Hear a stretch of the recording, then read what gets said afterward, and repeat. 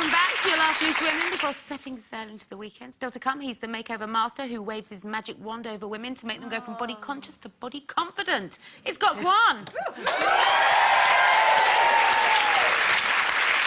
Now, someone who doesn't seem to have any issues with body confidence is 50-year-old ex-footballer Steve Bruce, who's been spotted on a beach in Barbados letting it all hang out. Now, this image of him is a far cry from how he looked back in his heyday, whizzing around the pitch at Old Trafford, playing for Manchester United.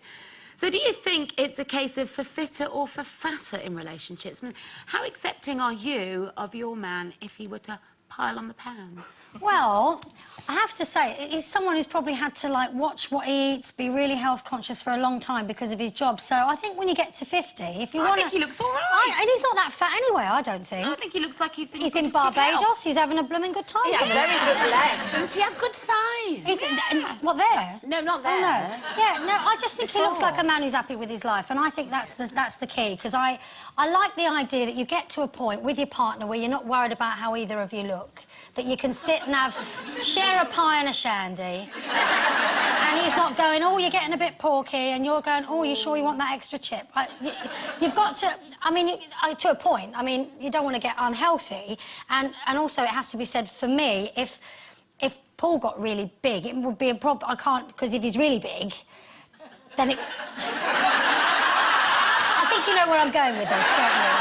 So I think you should actually care about yourself, though, what you look like, and care about each other, don't you? I mean, a bit of, you know, self-respect that you keep fit and well and healthy. Yeah, and the men get these great big, what do you call it, don't they? Bellies. Bellies.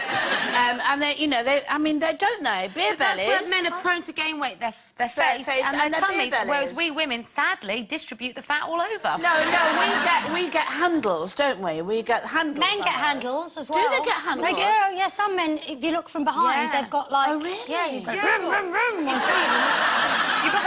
you see, I quite like a handle. I do. Because I've got them. And I would, you see, those two beautiful boys that they didn't have handles, Jane. I couldn't.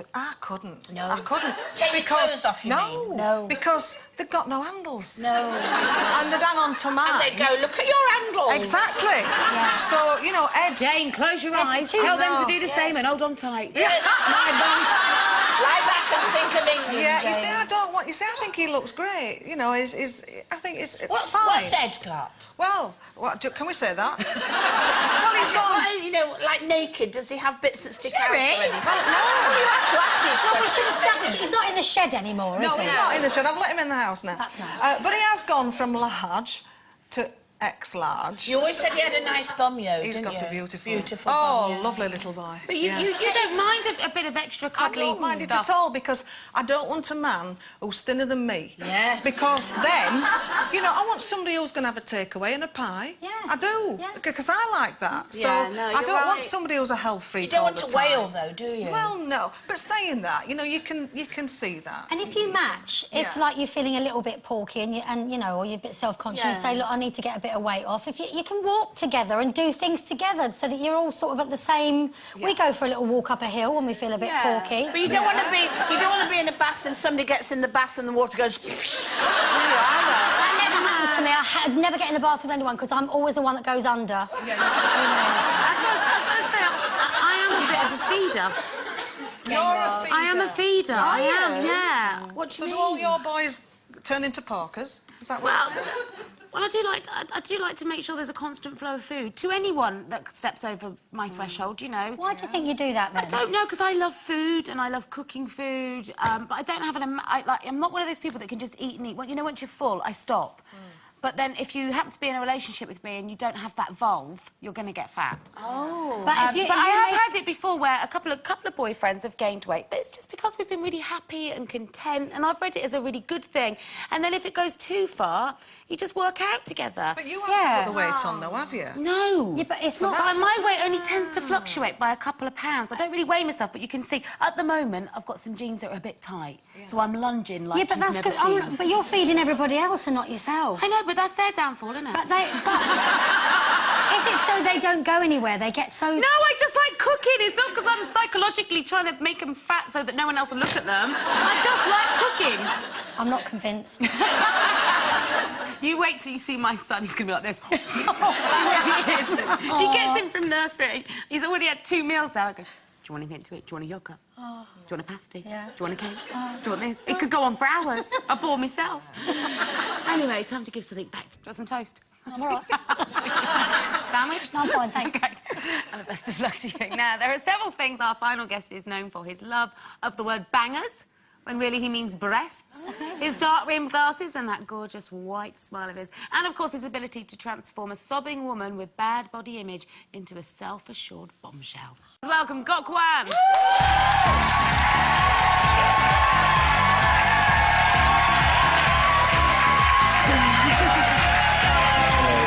Hello, lovely, how are you? Hello, gorgeous.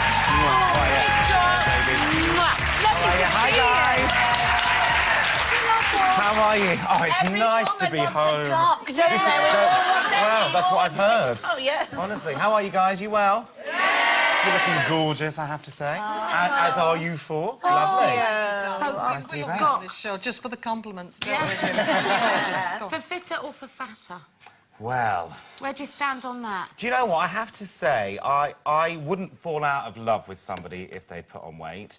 If I thought it was unhealthy, then I probably would say to them, do you know what, let's have more sex for more exercise. Or I would say, let's do some walking, like you said as well. Or I would try and involve a little bit more exercise into our lives for a health point of view. But, you know, at the end of the day, it's not about what we look like, it's what's inside. And if you fall in love with someone, you fall in love with their brain and their sensitivity and all that kind of stuff, don't you? And you grow together. You do grow together, which is, yeah, absolutely, which is, you know, and I'm all about people, not just the aesthetics, you know, it's Absolutely. definitely. Well, you're back on our screens with a new show, which is a slightly different take on the makeover shows we've seen you for in the past. Explain to us how this one works. OK, so this is like the Fashion Fix, which we've done 3 series of, and we decided what we're going to do is revamp it a little bit. Like, you know, every single season, fashion needs updating. We're going to update our TV show, and so we turn it into the road show. So I literally do pitch up into town, arrive on the Monday, do the makeovers, do the masterclass, teach people how to customise clothes, and then at the end of the week, do the big catwalk competition where I go up against the big designers with my high street collections. And so... Because this is the twist this time, is that you have to only work from the high street, Yes. whereas Brooke Smith, who is the other stylist who's in competition with you, she gets the mega budget and the labels, Absolutely. doesn't She can spend whatever she likes on all the designer gear. I think one outfit was nearly £80,000. Absolutely. So, you know, so this model was wearing That's a house in certain parts Yeah, of the exactly, a country. house. Wearing a house, whereas I use only high street stuff to show everyone that, you know, we've been told for years that if, you know, you can only wear labels to feel gorgeous and you have to have very expensive things to be successful. So what normally wins, the high street or the labels? Well, do you know what? I have to say, it does depend on the audience. It does depend on how well I've done, how well Brits has done as well. And Does it depend on where you are in the country? A little bit, I sometimes? think so. I think you know, for a long time, I think the viewers or the voting audience were watching, saying, right, which is Scott's collection, you know, which is Brix's, and you know, people really couldn't genuinely tell. And so we do say vote for which collection you like the best. And so you know, the series is out at the moment, so I don't want to spoil it for everyone. So some of them I've won, and some of them I've lost, and I hate losing. I hate losing. It drives me nuts. Absolutely. How does style change then from like the south to the north, or what is the difference? Well, one of the things about going on the road show was definitely, you know, pitching up into town, and you do meet different communities of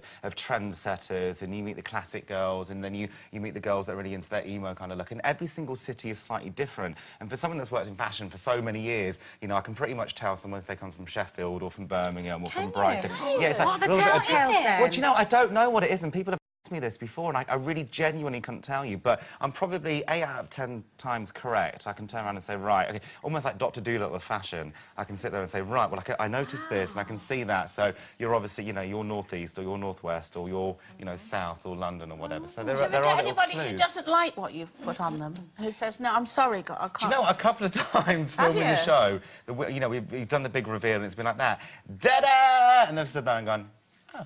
OK, and you kind of go, well, do you like it, do you not? And it's not normally because they don't like it, it's normally to do with the fact that you know, that they've worn the baggy clothes, or they haven't been used to those kind of looks for so long. It is a genuine shock, it's a big surprise, because the whole way through production, they have to wear blindfolds when I'm fitting them, you know, when we're doing all those bits and bobs, because we don't want them to genuinely Big see trust themselves. in you, isn't Absolutely, there? but, you know, the things, I do love them, and they do know that, Yeah, and so they do trust me, so they always come round, and yeah, it's loads of Well, fun.